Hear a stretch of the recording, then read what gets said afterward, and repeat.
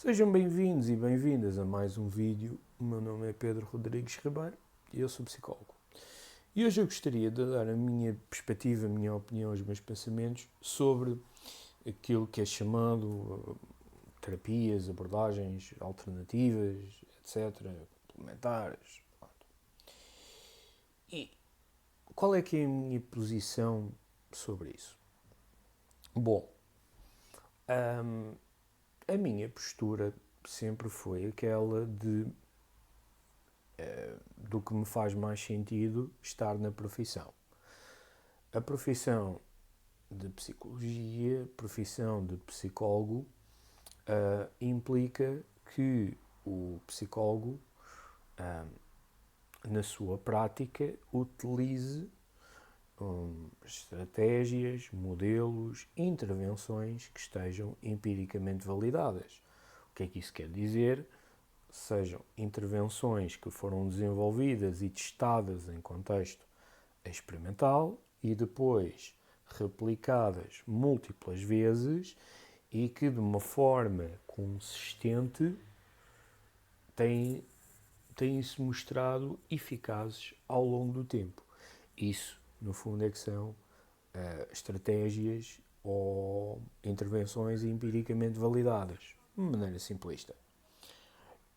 E, portanto, sendo uma profissão de saúde algo que é regulado e também uma profissão que quer ser vista como ciência ou tendo uma parte científica, isto é algo que é aconselhado a todos nós.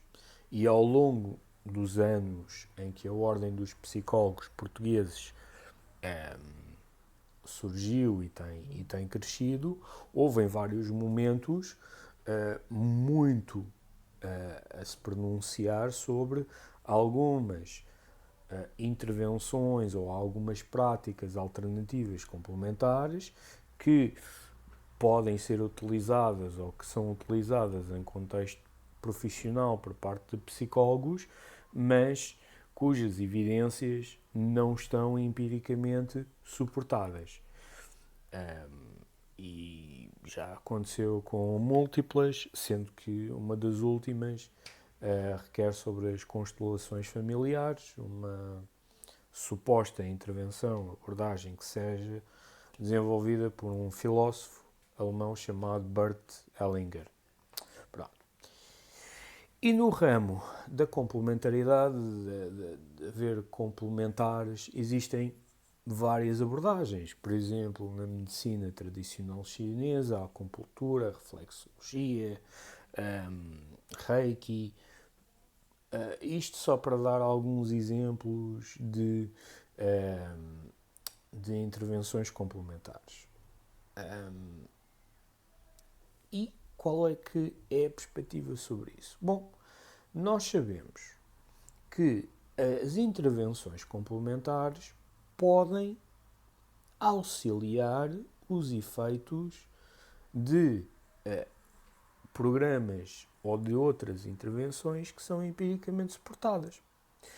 Ou seja, se elas forem utilizadas em conjunto, algumas pelo menos, podem ser úteis. Por exemplo, na acupuntura existem evidências em que a acupuntura pode ter alguns benefícios e então, se for utilizada como uma estratégia complementar a outras formas de intervenção protocoladas e empiricamente validadas, então terá seus benefícios. Há uns anos atrás, por exemplo, o Reiki, houve um conjunto de pessoas que tentou trazer evidências empiricamente suportadas relativamente à eficácia do Reiki. Os estudos até agora ainda não correram muito bem nesse sentido. O que é um facto é que continuam a haver esse esforço e, inclusivamente, como abordagem complementar, até já houve alguns hospitais que utilizaram algumas práticas de Reiki de uma forma controlada como está a estratégia complementar. Ou seja, como complementariedade, nós sabemos que poderá ter algum resultado. A questão aqui coloca-se em termos do que é que nós utilizamos como primeira intervenção. E enquanto profissionais de saúde, aquilo que é suposto acontecer é nós utilizarmos como primeira intervenção aquilo que nós sabemos que está empiricamente validado e que, portanto, para a generalidade das pessoas e na generalidade dos momentos, irá resultar. É isso que nós temos enquanto evidências. Portanto, nossa primeira intervenção enquanto profissionais de saúde passa por aplicarmos as intervenções que nós sabemos, que temos evidências empíricas de sua eficácia.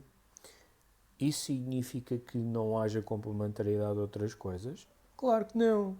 Por exemplo, a atividade física. A atividade física em si tem benefícios terapêuticos. Não é uma forma de terapia, mas tem benefícios terapêuticos. Auxilia na depressão, na ansiedade, na gestão do stress, tem inúmeros benefícios mentais, psicológicos e também, obviamente, físicos, não é? Inclusivamente, existem programas de intervenção para a ansiedade, para a depressão, perdão, em que para depressões ligeiras a moderadas são prescritas ou sugeridas atividades de a atividade física. Entre outras coisas, nós sabemos também que uma boa alimentação também traz benefícios, também auxilia para as intervenções psicológicas e saúde. Nós sabemos isso tudo. Portanto, não há nada de errado em utilizarmos estratégias complementares para fortalecer a nossa intervenção primária, principal, como queiram chamar. Agora, é importante que para profissionais de saúde nós tenhamos o bom senso de utilizar as nossas intervenções em primeiro e depois complementar com outras atividades que possam ter benefícios terapêuticos. E terem atenção quando nós comunicamos essas coisas. Não é? Para nós trazermos tudo isso ao de cima na melhor informação possível.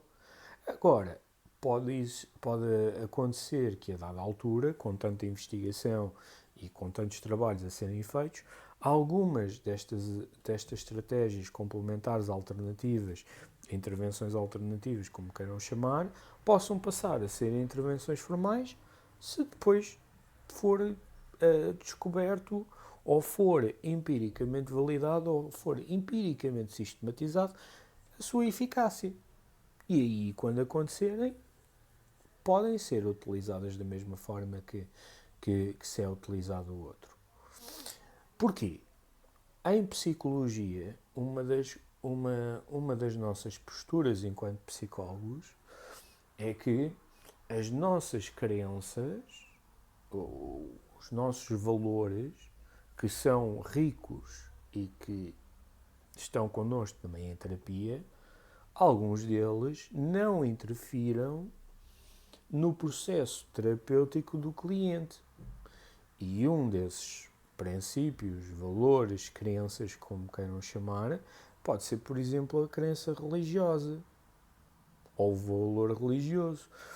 Eu posso ser um crente numa determinada religião, numa determinada vertente teológica e receber clientes de uma outra vertente teológica.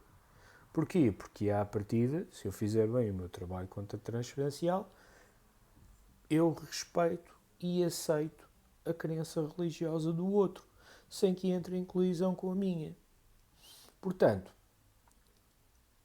aquilo que nós fazemos é nós acreditamos nas intervenções e nas estratégias porque nós sabemos que elas são empiricamente eficazes. Eu diria que não é um bom caminho para nenhum colega, para nenhum profissional, aliar-se a uma intervenção, uma técnica por o amor desmesurado, por assim dizer. Ou seja, vamos imaginar, se eu for uma pessoa que tenha uma forte crença, acredite, tenha muitas ligações religiosas a intervenções como o Reiki, isso pode ser danoso no sentido em que o meu impulso vai ser Reiki para toda a gente, Reiki para todas as situações, e nós sabemos que isso pode não resultar. Porque não temos evidências para. Ou seja, eu estou a forçar algo em que eu tenho uma envolvência emocional e, mais do que isso, princípios que são coisas pessoais para com o outro, não é? Eu estou a forçar aquilo que é o meu bias, o meu viés, as minhas crenças e as minhas atitudes noutra pessoa que, com as suas características, é diferente de mim. E, portanto, o que nos faz ter este treino e esta preparação é nós podermos tomar a decisão que, ok, eu gosto das minhas intervenções, eu sou adepto delas, mas também reconheço que elas não são para todas as pessoas e, portanto, se alguém não for ajudada com X, poderá ser ajudada com Y e não há problema nenhum nisso. E essa é que é a parte mais importante. Portanto, as estratégias complementares, as terapias alternativas, tudo isso são ótimas como forma de auxílio das estratégias de primeira ordem, aquelas que estão empiricamente suportadas. A partir do momento em que alguma terapia alternativa tenha esse suporte empírico, então, por definição, deixa de ser alternativo e passa a ser uma intervenção de primeira ordem, de eleição. Tão simples quanto isso. E nós, enquanto psicólogos, que temos um código deontológico e temos toda uma formação, é importante que pensemos nestas coisas e que também possamos ter alguma atenção e algum cuidado para com a nossa prática. Muito obrigado por estarem desse lado. Se gostarem deste vídeo, partilhem, subscrevam ao canal. Quanto a mim, agradeço todo o carinho e todo o apoio. Despeço-me, fiquem bem e até ao próximo vídeo.